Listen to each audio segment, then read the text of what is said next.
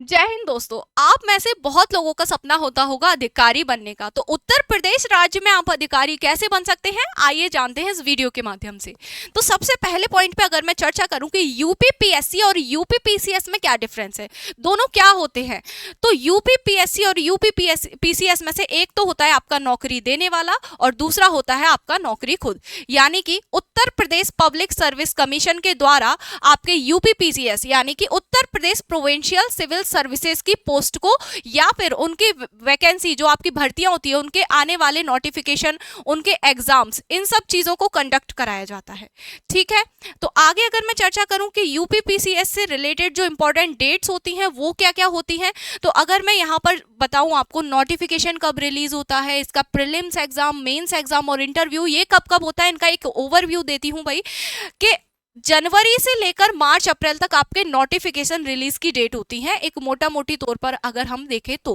कभी कभी डिले भी हो सकता है, जैसे 2025 की अगर हम बात करें तो इस बार थोड़ा सा डिले हो गया है, बट कॉन्जिक्यूटिवली 20 से लेकर 24 से जाएं तो जनवरी से लेकर अप्रैल के बीच में आपका नोटिफिकेशन रिलीज हो जाता है। देन 4 से 5 महीने बाद आपका एग्जाम प्रीलिम्स कंडक्ट करा दिया जाता है, उसके 4 से 5 महीने बाद आपका मेंस एग्जाम कंडक्ट कराया जाता है, देन आपका इंटरव्यू होता है। तो ये सभी आपकी इंपॉर्टेंट डेट्स के मंथ्स थे कि कौन कौन से मंथ यहाँ पर इंपॉर्टेंट हो सकते हैं।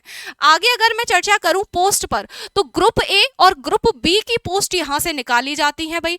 ग्रुप ए की पोस्ट कौन कौन सी होती है भाई, अगर मैं मेन जो सुप्रीम पोस्ट है उनके बारे में चर्चा करूं तो आपकी एसडीएम की पोस्ट हो जाएगी, डीएसपी की पोस्ट यहाँ पर आपको देखने को मिल जाएगी, सुप्रिंटेंडेंट जेल यानी कि आपके जो जेल में आपके मुख्य अधिकारी होते हैं, जेलर वगैरह जो होते हैं उनसे ऊपर वाले अधिकारी, वो पोस्ट यहाँ पर आपको देखने को मिल जाएगी। अगर मैं ग्रुप बी की बात करूं तो वहां पर आपको नायब तहसीलदार की पोस्ट आपको देखने को मिल जाएगी।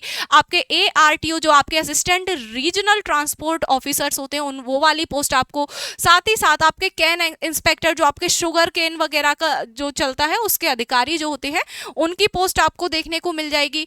ये सभी पोस्ट आपको यहाँ पर देखने को मिल जाएंगी।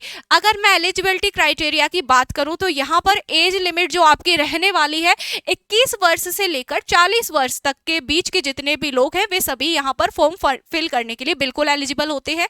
और यहाँ पर क्वालिफिकेशन की अगर चर्चा करूं तो ग्रेजुएट जितने भी व्यक्ति हैं वे सभी इस फॉर्म को फिल कर सकते हैं। एज रिलैक्सेशन क्या रहता है मैम, तो एससी एसटी और ओबीसी इन तीनों कैटेगरी के लिए 5 इयर्स का एज रिलैक्सेशन रहेगा।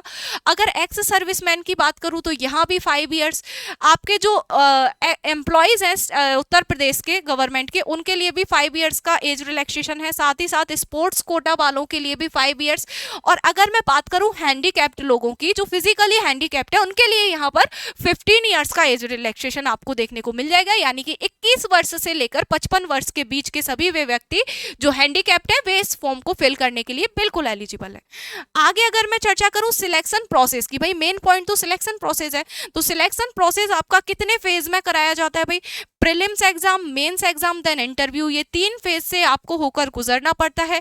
तो प्री एग्जाम की अगर चर्चा करूं तो यहाँ पर क्या क्या आपको देखने को मिल जाएगा, तो प्री एग्जाम में आपके 2 पेपर कंडक्ट कराए जाते हैं, that is GS paper 1 and GS paper 2। अब जीएस पेपर 1 कितने मार्क्स का होता है, 200 मार्क्स के दोनों ही एग्जाम आपके होते हैं, बट जीएस पेपर 1 में आपके 150 प्रश्न पूछे जाते हैं और जीएस पेपर 2 में आपके 100 प्रश्न पूछे जाते हैं। तो इस प्रकार से कुल 400 नंबर का ये पेपर आपका होता है। अब यहाँ पर कुछ की पॉइंट्स हैं उन पर चर्चा कर लें कि नेगेटिव मार्किंग होती है कि नहीं, बिल्कुल होती है। 1/3 की यहाँ पर आपको नेगेटिव मार्किंग भी देखने को मिल जाएगी। और एग्जाम में जो टाइम ड्यूरेशन होता है दोनों पेपरों के लिए 2-2 घंटे का समय निर्धारित किया जाता है, यानी कि पेपर 1 के लिए भी आपको 2 घंटे मिलेंगे और पेपर 2 के लिए भी आपको 2 घंटे दिए जाएंगे। ठीक है, आगे अगर मैं यहाँ पर इसका जो एग्जाम का सिलेबस होता है उसके बारे में मोटा मोटे तौर पर देखें तो जीएस पेपर 1 में आपका जनरल साइंस आ जाएगा, आपके करंट इवेंट्स यानी कि करंट अफेयर से रिलेटेड क्वेश्चन, आपका history, geography, polity, economics and environment, ये 6 सब्जेक्ट आपके रहने वाले हैं। ठीक, आपके इसके आगे अगर मैं चर्चा करूं जीएस पेपर 2 जिसे हम सी सेट नाम से जानते हैं, सी सेट नाम से जानते हैं। तो इसमें क्या क्या आएगा, आपका जनरल हिंदी आ जाएगा 10th लेवल तक का, आपका इंग्लिश भी 10th लेवल तक का, आपका एलिमेंट्री मैथमेटिक्स यानी कि वही आपके 10th लेवल तक का मैथ जिसमें आपका अर्थमेटिक और थोड़ा बहुत जियोमेट्री का पार्ट आपका कवर किया जाएगा।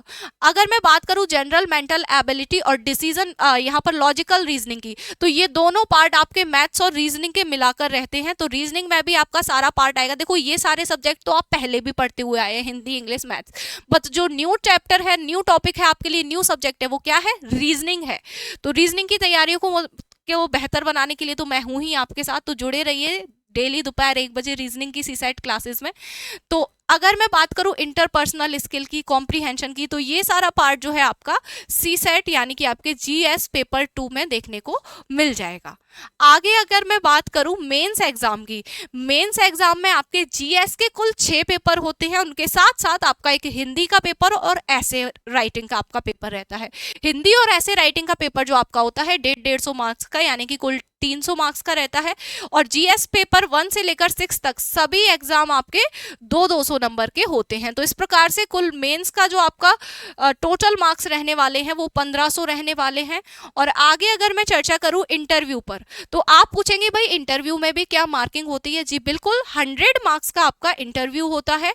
और इंटरव्यू का प्रोसीजर क्या रहता है, जो भी विद्यार्थी मेंस परीक्षा देते हैं उनमें से कुल रिक्त पदों का, जितने भी वैकेंसी आपकी निकली है उन पदों का 3 गुना, जैसे कि मान के चलिए 1000 वैकेंसी आपकी निकली है, तो मेंस में से जो भी लोग जिन लोगों ने भी मेंस का एग्जाम दिया है उनमें से कुल टॉप 3000 लोग उठाए जाएंगे। 1000 का 3 टाइम्स यानी कि 3 गुना, 3000 लोग वहां से उठाए जाएंगे जो आपके इंटरव्यू के लिए सिलेक्ट होंगे।